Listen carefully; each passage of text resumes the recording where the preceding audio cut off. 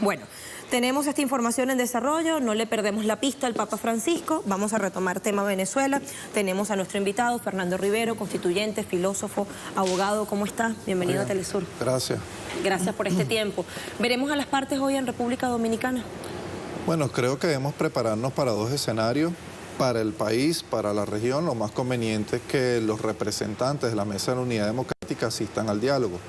Sin embargo, hay que señalar que quienes están allí por parte de las organizaciones políticas de derecha están casadas con una agenda que se decide en la Casa Blanca. Estamos hablando de la agenda de Marcos Rubio, el miembro del Congreso estadounidense. Estamos hablando de la agenda del general McMaster, que es miembro del Consejo de Seguridad Nacional de los Estados Unidos. ¿Quiénes son? Pues el lobby anticubano, el lobby más proclive a la intervención armada en cualquier país de la región, que plantee la independencia, que plantee la soberanía, de forma que en este momento ellos están valorando los escenarios, porque es obvio que frente a la avanzada del chavismo, de la revolución bolivariana, que ha tenido grandes éxitos electorales con un apoyo mayoritario de la población venezolana, ellos creen pues que una salida puede ser la campaña del terror, la intervención extranjera, y allí se han aunado una serie de voces. Por ejemplo, el señor Hausman, por ejemplo, Luis Ortega Díaz, ex fiscal de la República, el mismo ex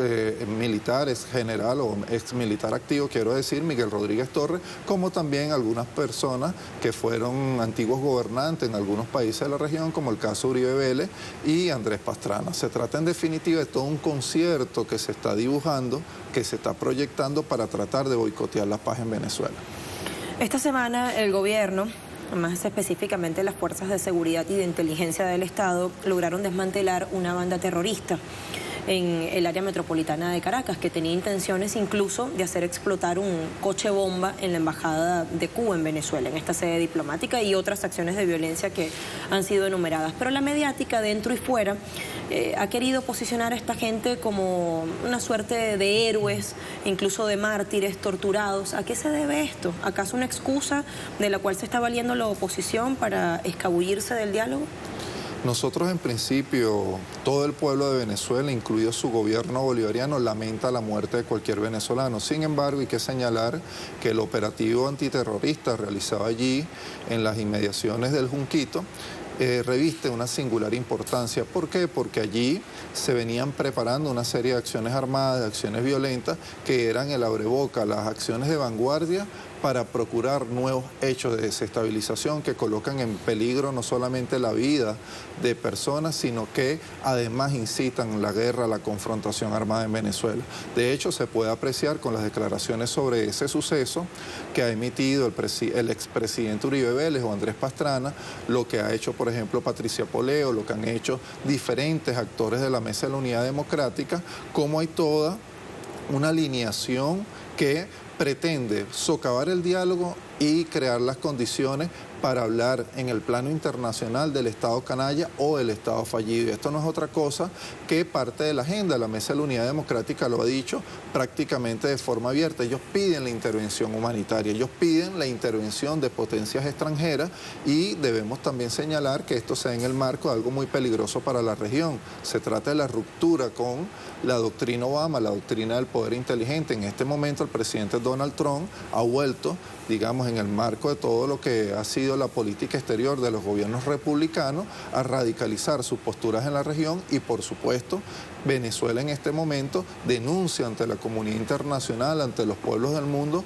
las amenazas, las agresiones permanentes, y de allí pues que se haya desatado, a propósito de este hecho, que por supuesto todo Estado democrático, que todos los pueblos del mundo condenan, el terrorismo me refiero, frente a este hecho se ha dado un silencio cómplice en algunos casos, y peor aún, por parte de otros voceros, el acompañamiento, la motivación, el impulso, todo lo que tiene que ver con crear condiciones para que este tipo de acciones terroristas sigan desarrollándose en Venezuela. Acciones que no reconoce la oposición, insisto, como terroristas, que no las califica de esa manera. Por eso vuelvo sobre la pregunta, ¿acaso se esté utilizando ese hecho como excusa para abandonar el diálogo, para postergarlo, para aplazarlo, precisamente porque no se cree en ese proceso?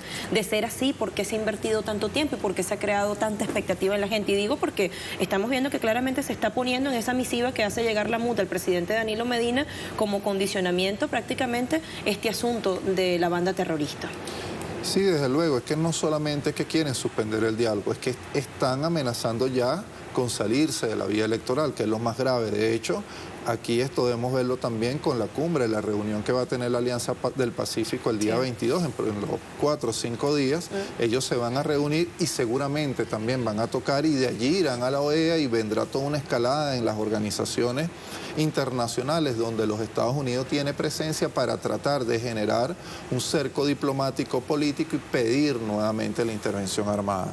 De manera que el diálogo en este momento para Venezuela, para la paz, es de fundamental importancia. La Mesa de la Unidad Democrática no va al diálogo en caso de que eso termine de materializarse, de que no reflexionen en estas últimas horas, nos anuncia tiempos de tempestades y el pueblo bolivariano... ¿Qué tendría que hacer gobierno y pueblo en caso de que quede suspendido o aplazado el diálogo? Bueno, nosotros debemos, sin duda alguna, reafirmar, convocar, llamar a todos los sectores al diálogo, debemos mantenernos en esa línea, pero al mismo tiempo prepararnos para todos los escenarios. Ellos tienen un diseño versátil donde combinan todas las formas de lucha, ya lo hemos visto, ellos combinan el terrorismo con participación en elecciones, con líderes que se mantienen en la legalidad, sin embargo promueven acciones al margen del ordenamiento jurídico. Se trata pues de todo un contubernio de las élites del continente, de la Casa Blanca, inclusive hay que decirlo de la Unión Europea. Frente a eso nosotros tenemos que llamar a la solidaridad internacional, organizar a nuestro pueblo, avanzar en una concepción integral sobre la seguridad y defensa de la nación y por supuesto reafirmarnos en el camino democrático, y cuando vengan los comicios presidenciales, bueno, todos los venezolanos debemos participar allí. Preguntamos esto exactamente en Twitter para promover la participación de nuestra audiencia, de quienes a esta hora se conectan con nosotros. Gobierno y oposición han avanzado considerablemente en el diálogo. Las delegaciones han dicho, hemos logrado acuerdos en varios de los puntos, de los 7 que hacen parte de la agenda. Pese a esto, la MUD vuelve a condicionar su participación. La pregunta que hacemos es por qué, y tenemos las siguientes opciones, y digo en qué se concentran las respuestas, en cuál de ellas se concentran las respuestas. 56% cree que presión estadounidense, 4% cree que la oposición volverá a la violencia, 15% cree que se debe a divisiones internas, el hecho de que nuevamente condicionen el proceso de diálogo, y 25% cree que es que la MUD, esta coalición opositora, nunca creyó en el diálogo. Ahí están las respuestas, un comentario final y despedimos, Fernando. Bueno, creo que son todas las anteriores. Están divididos, no tienen apoyo popular, tienen presión de los Estados Unidos, su agenda es la agenda del imperialismo, y finalmente un llamado a nuestro pueblo, un llamado a la Fuerza Armada Nacional Bolivariana, a nuestro gobierno, a que todos transitemos, como en efecto lo venimos haciendo, el camino democrático, el camino de la paz, y a los pueblos del mundo un llamado a la solidaridad internacional. No permitamos una nueva agresión estadounidense de naturaleza militar acá en Venezuela. El diálogo no es una opción, debe ser la opción fundamental, y nosotros acá en la Venezuela bolivariana, en la Venezuela que cree en la democracia, hemos señalado que ese es el camino correcto para dirimir las controversias, para dirimir las diferencias. Fernando, el equipo le agradece el esfuerzo por estar acá muy temprano para emitir estas consideraciones a través de nuestra pantalla. Tiempo de una pausa en Agenda Abierta y a la vuelta otros temas. Ya venimos.